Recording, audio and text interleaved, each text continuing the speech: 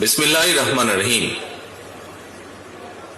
বাংলাদেশ জাতীয়তাবাদী দল বিএনপির বর্ধিত সভায় উপস্থিত বিএনপির জাতীয় স্থায়ী কমিটির সম্মানিত সদস্যবৃন্দ, উপস্থিত প্রতিনিধিবৃন্দ, সারা দেশ থেকে আগত বিএনপির ডেলিগেটবৃন্দ এবং সারা দেশে বিএনপির লক্ষ কোটি কর্মী, সমর্থক, শুভার্থী, শুভাকাঙ্ক্ষীবৃন্দ, আসসালামু আলাইকুম। বাংলাদেশের গণতান্ত্রিকামী জনগণের আশা আকাঙ্ক্ষার প্রতীক বাংলাদেশ জাতীয়তাবাদী দল বিএনপির বর্ধিত সভা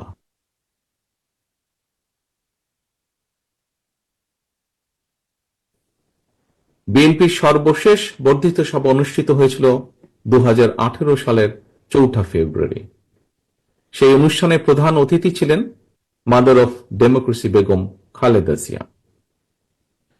ফ্যাসিবাদী শাসনকালে এরপর আর বিএনপির বর্ধিত সভা কিংবা কাউন্সিল অনুষ্ঠান করা সম্ভব হয়নি। চিকিৎসাধীন থাকায় দেশনেত্রী বেগম খালেদা জিয়া আজকের এই গুরুত্বপূর্ণ সভায় উপস্থিত থাকতে পারেননি।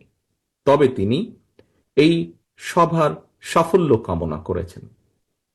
তিনি আপনাদের কাছে দোয়া চেয়েছেন।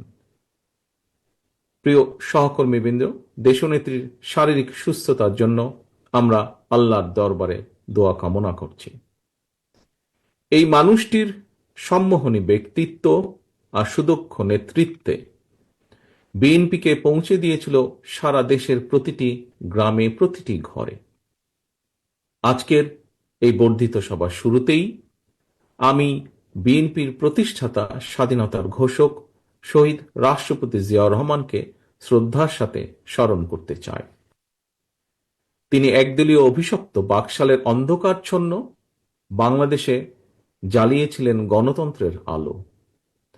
মরহুম শেখ মুজিবুর রহমানের নিষিদ্ধ করা সকল রাজনৈতিক দলগুলোকে বাংলাদেশে রাজনীতি করার সুযোগ করে দিয়েছিলেন শহীদ জিয়া।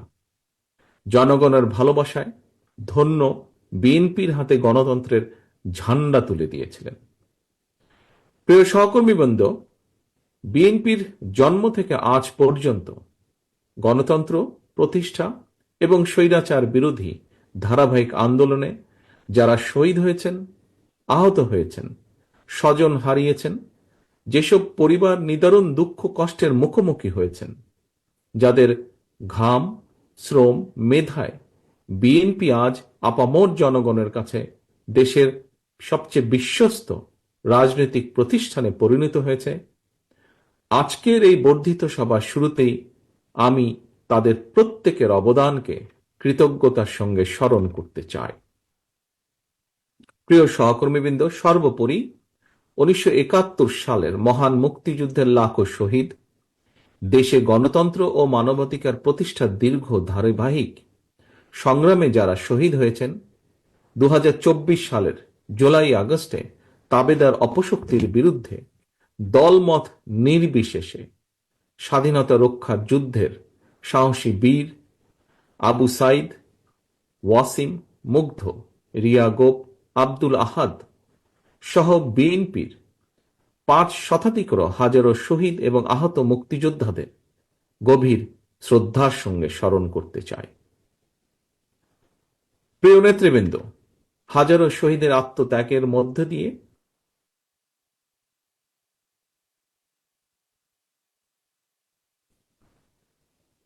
গণহত্যাকারী ফ্যাসিস্ট হাসিনা দেশ ছেড়ে পালানোর পর দেশে গণতান্ত্রিকামী মানুষের সামনে বাংলাদেশকে পুনর্গঠনের এক অপার সম্ভাবনার দ্বার উন্মুক্ত